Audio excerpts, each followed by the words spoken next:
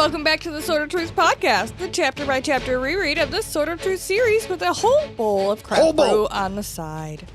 I'm Jade, and I'm here with Nate. Whole bowl! And today we are pouring out Chapter 57 of Soul of Fire.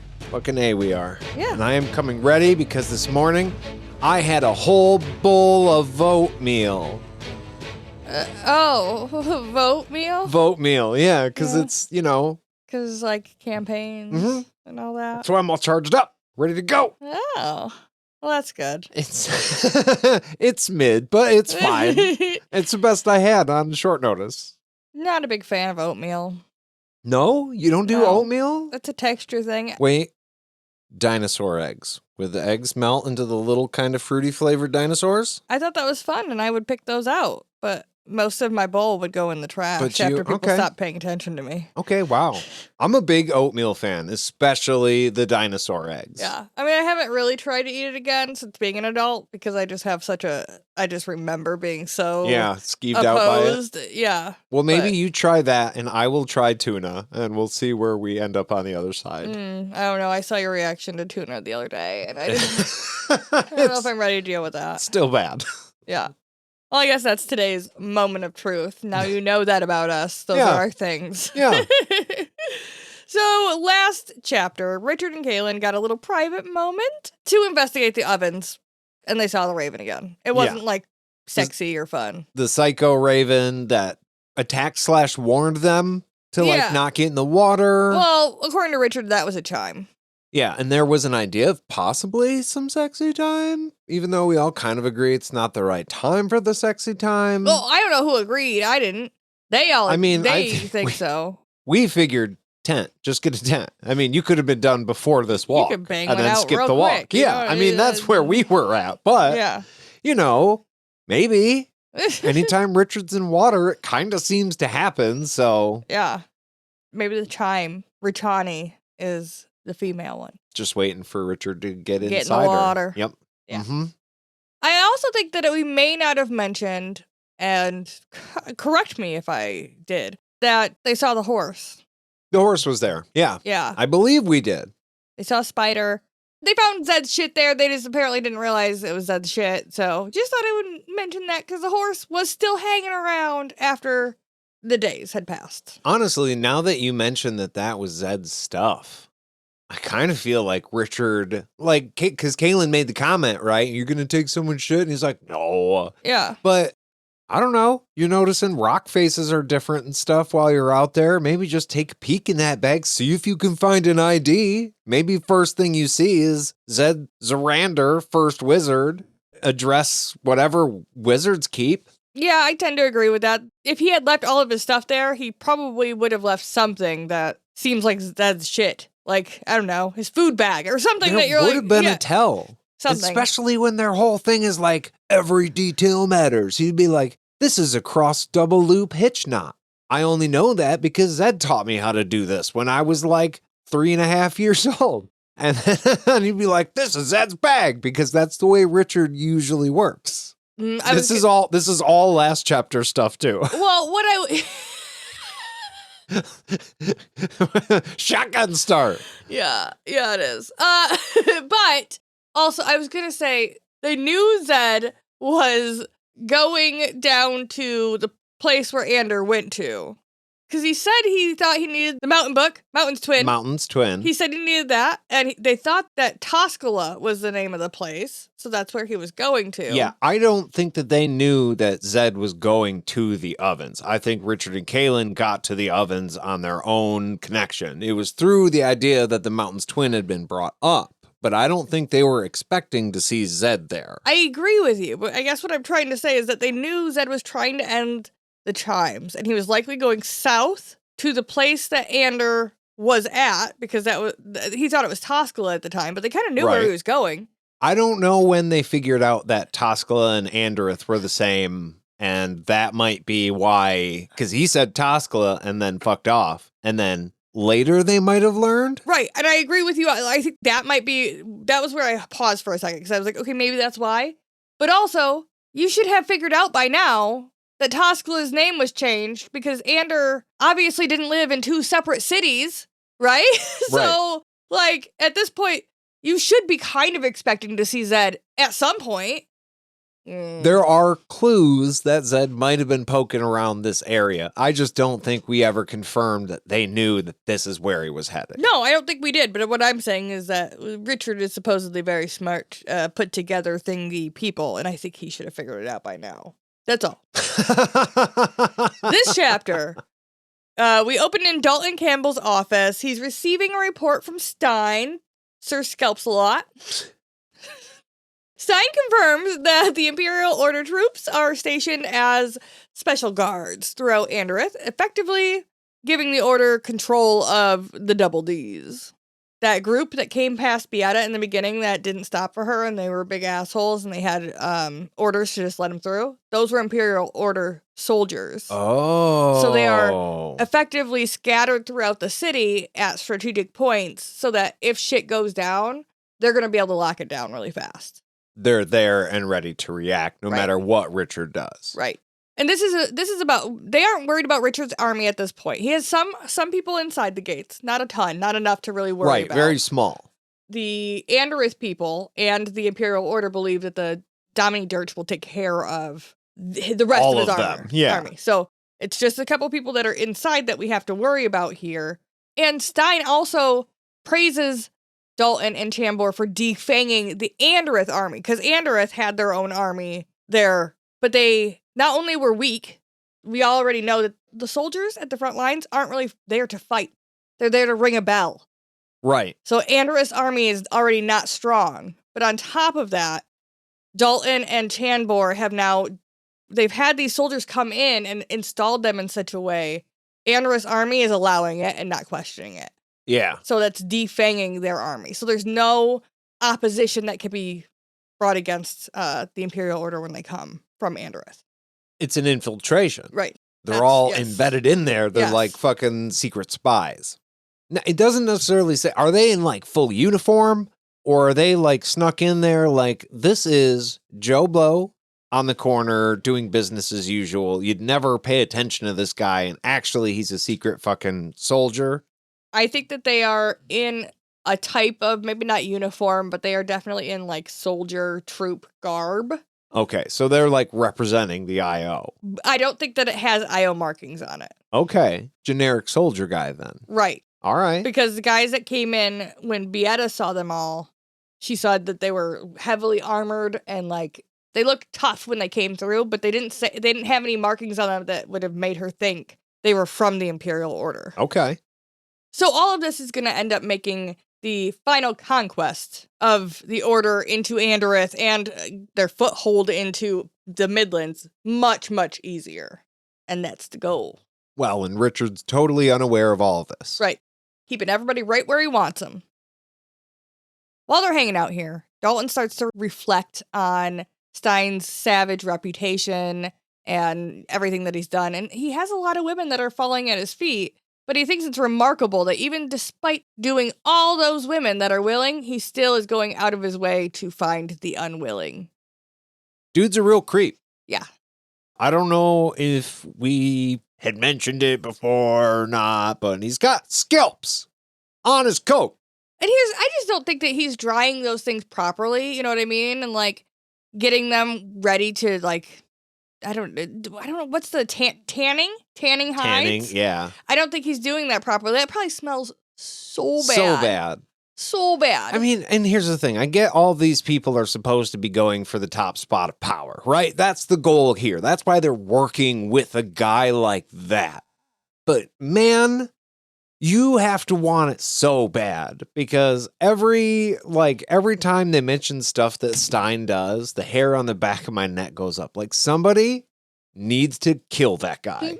Yeah, I do not disagree. No, can you send somebody else? Can you send a little paper pusher or whatever? Because this guy, we're just going to delete him. He's just bad. See, the problem is that a lot of the people that are surrounding themselves with him anyways, are not there for power necessarily, but like they're treating him as an exotic commodity. So on top of wanting power, they're also like, I got to hang out with the man from foreign lands. Ha ha ha, listen to my stories. I see. The exotica of it all. Yes. I understand. Stein reassures Dalton that he has lots of value to Jagang and the new empire.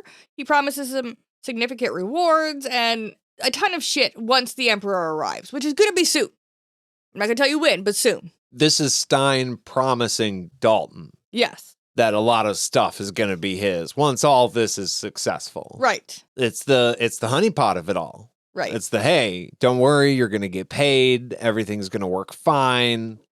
You're going to have all the power. He does go on a little rant, too, about how they have strength, but no matter how strong your army is, you need farmers, you need people to work the land and do the menial labor so that you can eat. Yeah, rest assured, you won't be one of those guys. Yeah. But also, like, you're in control of those guys, and you're not as important as us, who are in control of the might, but you're needed. So you're below us. You're a captain, but I'm still a commodore. Yes. So the conversation turns to the risky plan to defeat Lord Rahl using the popular vote in Andereth. You know, all the campaigning and everything that's going on. Jagang? He's skeptical. And so is Dalt of this plan. They think that why are we even putting this shit in the hands of the poor and uneducated people of the towns? Yeah. And why waste time with a vote? Yeah. We could just take it over right now and it could be done. Yeah. We know where the emperor of the opposite army is right now. Yeah. We have guys in the city. We could have a guy hiding in a bowl of rice, ready to just get his ass. In a bowl of rice. That's wild. It's a Pulp Fiction reference. I was gonna say, it feels... They can hide anywhere, man. It feels so familiar in my brain, but I don't know why. Sorry, you just lost Los Andereth privileges. So Dalton clarifies, okay? The vote is not the goal. Like, we don't really care what the fuck happens during the vote. This is something to keep everybody busy for a little while. This is a trap. The true aim is to capture Kaelin and Richard, having them here, cut off from everything else, and then they'll be discredited and upset, and nobody here will like them anyway, so it's gonna be great. The Midlands is gonna collapse without their leadership after we kill their asses. Not only can we capture them and eliminate them, we can tear down their argument by way of the people that will talk and send those waves out into society. We can dismantle every single aspect that they just brought to our door, one by one by one, and it's all going to happen in like 20 minutes. Yeah. Best case scenario for them. You don't know the art of, the bullshit. Fuckery? Yeah, the fuckery. Like the campaign fuckery in which you twist and turn every word the other party. Ugh. Oh, yeah. Ugh. Yeah. Especially Stein. He wouldn't get that. His brain doesn't work on that type of level of manipulation. No, he's more of a hands-on guy. Yeah. Yeah. Dalt is, however, still worried. He wants to discredit Rahl to ensure that the vote fails, but he does fear pushing the bear. You know, Richard and Kaelin. He's the bear? Apparently, which made me start thinking about, like, man versus bear, Richard being a bear, but I was trying to find something there that I could mold into something meaningful or funny, and I haven't been able to I think yet. if it's the man versus bear thing that I'm thinking of, it's just no way to make that really funny. No, I feel like there's ways. But then you just think of different animals. Like maybe you is can't Stein make a wolf? Yeah, right. I can't make it funny. Fair. Well, I'm aware of that. I'm like, no, not for me. Not for me. And that's fine. Stein might be a wolf, but I'll bet a bear could get a wolf. Mm-hmm. So, like, we're still fine. Well, and then there was, like, if you clip the claws of a bear, that makes him less dangerous, so you would still choose the bear, but even more if he angry. was pissed off. But that's also even if he was mad. I don't know. I didn't quite get there. If you can get there, please let me know. Put it in the, send us a little email or put it in the Patreon. Podcastatt@gmail.com. Yeah. Let us know what you think. Yeah, I'm sure you guys can come up with something, because I just couldn't. But yeah, Stein, he scoffs at this. I did, right. You did. That was a scoff, clearly. I'm sorry. Good job. Golf clap. Stein scoffs at this. He boasts that Jagang has clipped the claws of magic, like I was just talking about, and Rahl is no longer a threat. So we don't gotta worry about it at all. Don't you worry your pretty little head about the magic part of it. It's handled. Magic's on the fritz. Dalton is skeptical of the mere words of this. He needs some proof. He does know from Franga that magic is failing, but he doesn't know the full extent of that yet. She told me it's been making a sound, but I haven't really gotten under the hood to look at it yet. But yeah, something's going on. And she's somebody who knows cars. It's not like me telling you that I heard a sound and then you being like, that's your heater. Right. She's a car person. I had to ask her where the button was. She's telling me where a carburetor is. That's a car part. I was gonna say, you're sounding like a real car person right now, let me tell you. Honestly, I'm not sure if that's on a car, but I know one of my motorcycles has one. So there's that. The other one is fuel injected. Well, Dalton chooses to try and press Stein a little bit about this, and he points out, hey, if all magic has failed, we're kind of fucked, because then our big badass weapon, the double Ds, is gonna be useless. Yeah. Did you guys think about that? Yeah. Our main thing isn't gonna work? Yeah, why are you leaning on our main thing if it's gonna just shut down at any point? Now, to them right now, that's still just backup, right? They are still unaware of the Daharan army lurking. Right, they don't know where it is. They don't know that it's coming, but they assume he might call his army in. But either way, they're like, we have this ultimate fucking weapon, and a lot of their plan was based on the fact that nobody gets in because they have that. But now they're looking at the fact that it might not actually be working. We know, because of what happened earlier in the book, that it can go off while all this fuckery is happening. No reason. For no reason. But we don't know if magic has gotten worse since then, or what the situation is exactly right now. Because every time it rings, somebody dies. So yeah, they haven't really given us very good clues to give us a timeline on this. All we've seen is things that haven't shut down, either things that are for sure gone or haven't yet. Apparently, the waterfall is not yet poison, but people can't use their additive magic at all. And here it goes to, Stein clarifies a little bit here, and he says that magic's gone awry, but it's only failing for Lord Rahl's side, right? Well, they have subtractive magic. Right, the Sisters of the Dark, they're unaffected, and that Lord Rahl's going to be naked to their blades. But this... Oh, I was trying to search today. Because Richard still has his subtractive gift, right? That's part of why the chicken that's not a chicken, didn't like him. But Kaylin's magic is also subtractive. Oh, only part of it is subtractive, though, right? Because she... Right. Same with Richard. It subtracts He's got both it, sides. and then it adds it. Okay. Correct. That's why I was like, wait, why would her magic fail? Because they told her specifically it was going to. Technically, Kaylin could turn anybody into a mind-numbed zombie.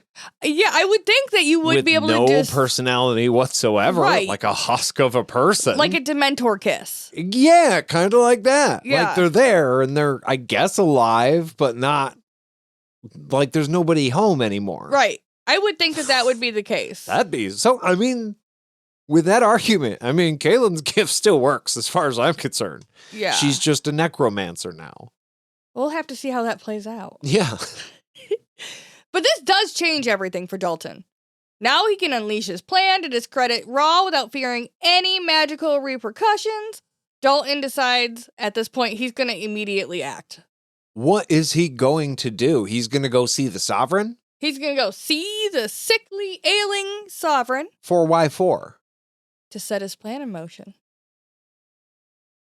And we don't know what the start of his plan's going to be? No, we just know he's going to go see an old, sick man. I'm sure he's just going to go bring him some soup.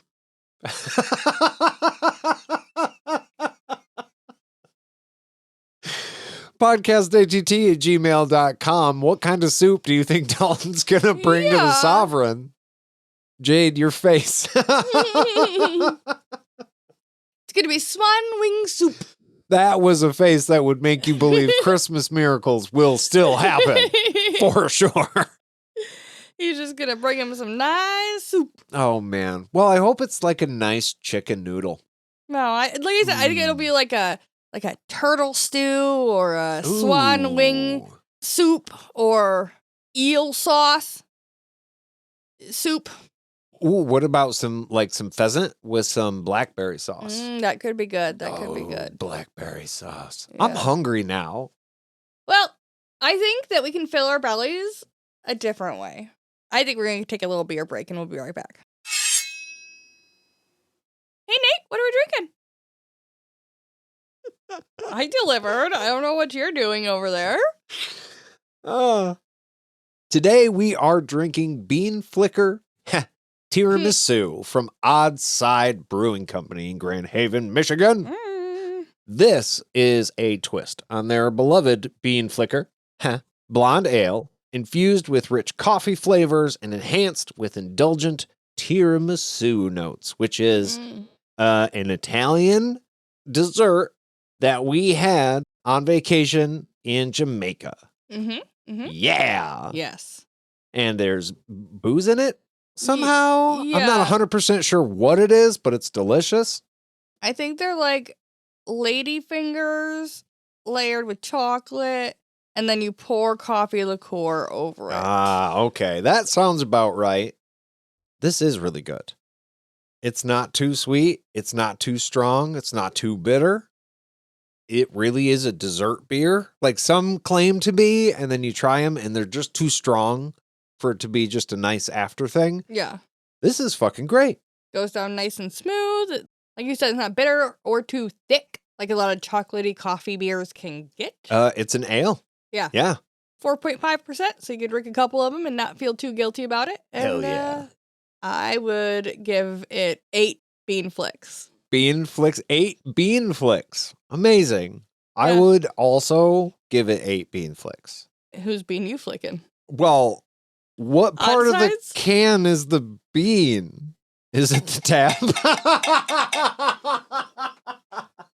Gotta be. It's like it's right at the top of the. Never mind. We'll get back. We'll be right back after this. And we're back.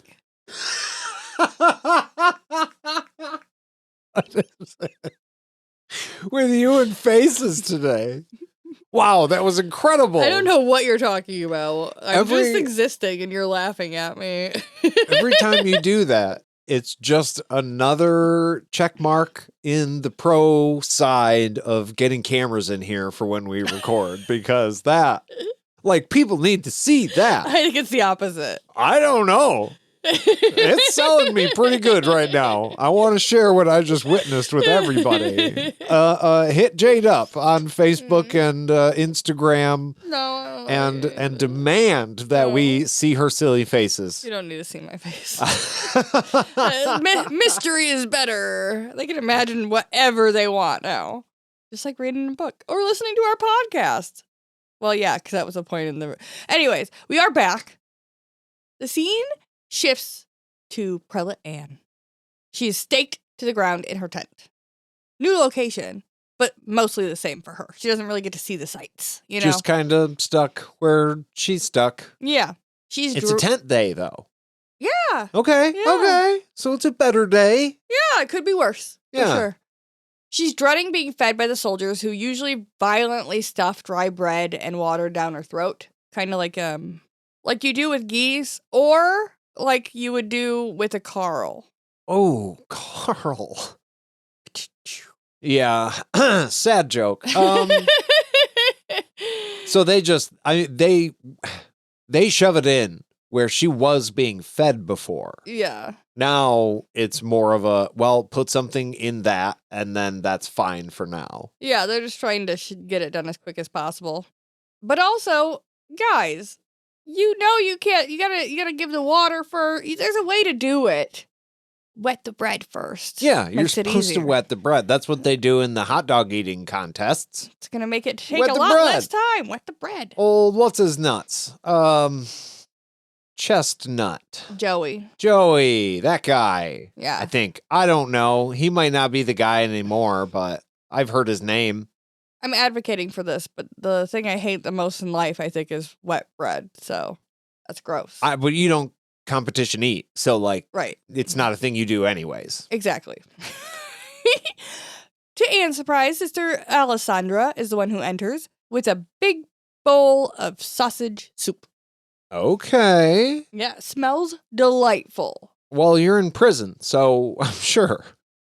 Ann sees that Alessandra is badly bruised, cut. Her face is raw from, like, men's hair. It describes it in the book that Ann could tell that it was from, like, chafing. I don't know how you would, like, know that, but fucking gross. Yeah. Either way, just fucking gross. Just terrible. Alessandra admits that while Jagang allows them usually to heal minor wounds and, like, if they have broken bones, they can heal those. They've tried, not working anymore. And Ann is like, yeah, I bet it's not, because that's additive magic, which has failed due to the chimes, which I said to you. Yeah. This is all stuff proving everything I've been saying this whole fucking time. So why are you surprised now? I told you. Yeah. I told you. Yeah.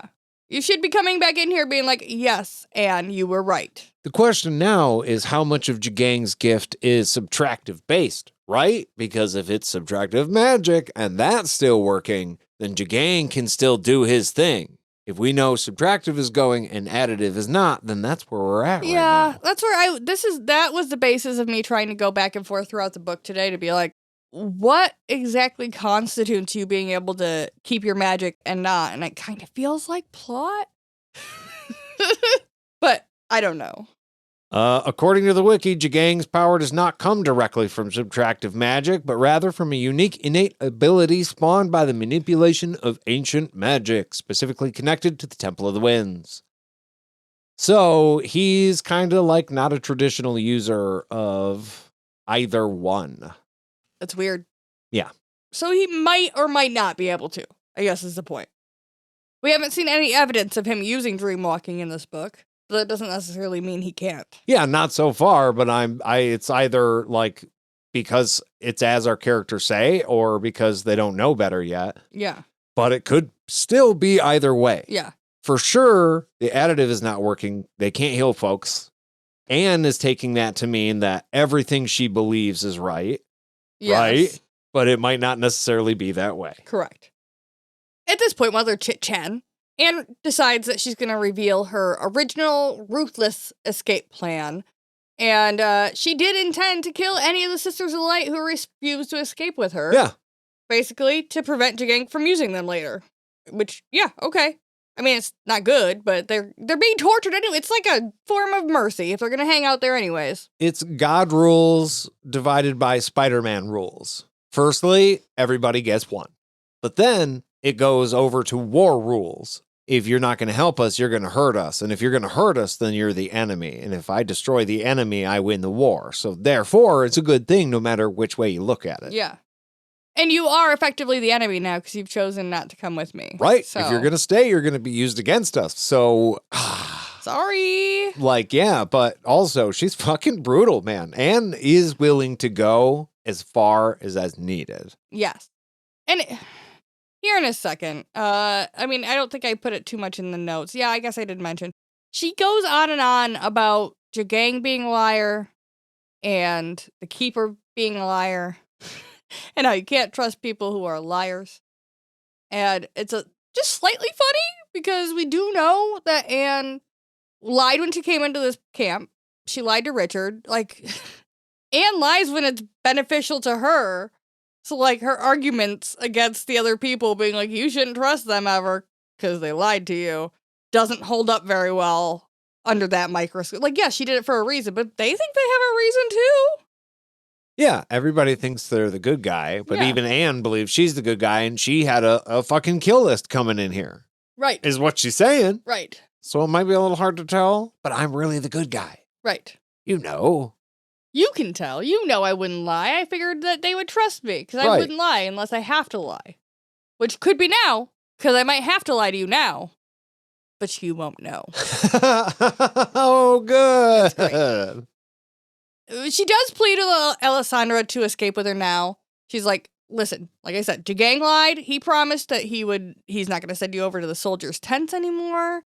But yeah, look, you're beat up. So didn't keep that one. And also insists because of the chimes. He's not in her mind, so we can just fucking gallop out of here to happiness, and it'll be great if you just come with me. And you'll be protected by Lord Rahl if magic does come back. So, win. All upside. Except, No reason to not do it. Yeah, except we have no power to leave. There's nothing to help us escape. I guess Alessandra may have her subtractive now if Jagang isn't forcing her not to use it because he's not in her mind. Right, if subtractive magic is still fully working, which we've Yes. heard, but again, don't have proof of. Right. So that's just another, we've heard it, but we can't really verify it's true. Yeah, it's all a roll of the dice. But either way, they're in a prison encampment, and they are still going to have to sneak out through, like, multiple soldiers. Yes. It's not, I mean, it's going to be hard either way. But Yeah. now you have no advantage over anybody else in this camp. And you're old. Wow! It causes difficulties. That's a fucking burn. Alessandra says, nope.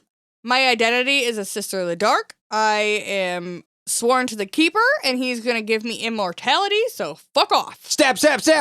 Oh, sorry. She didn't do that, though. No, she didn't. Oh.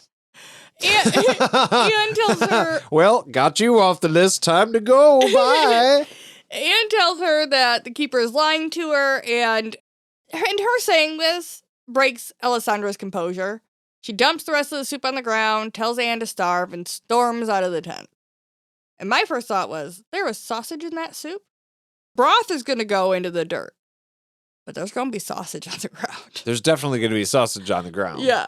First thought I had was, fine, then go ahead and starve. Yeah. I decided not to yell it because we've had talks before about how that freaks you out a little bit. But yeah, that's kind of what I pictured. Anytime anybody's like, you could starve, that is exactly what plays in my head. After she leaves, Ann weeps. She prays for Alessandra, for the sisters, even though she's planning on murdering them. And ends the chapter by asking... I pray they get their sleep and that they never skip leg day, because boy fucking howdy are they gonna need them tomorrow. But she asked the creators, is it all lies too? And that's the end of our chapter. No! Oh, shit. Okay, cool. Yeah. So, wizard notes and prophecies of any kind?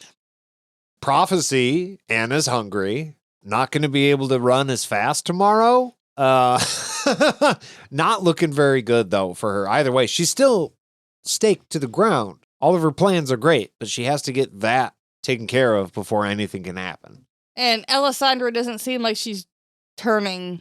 But also doesn't seem to be reporting everything Anna's saying. Or at least we haven't seen evidence of that. So, like, might not be full bad guy, but isn't going to help. Yeah.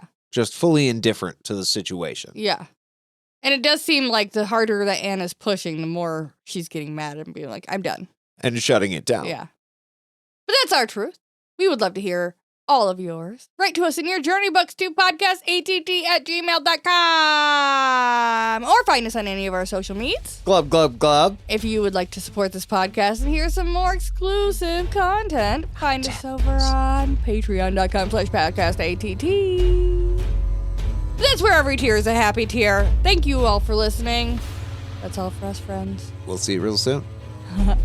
Bye.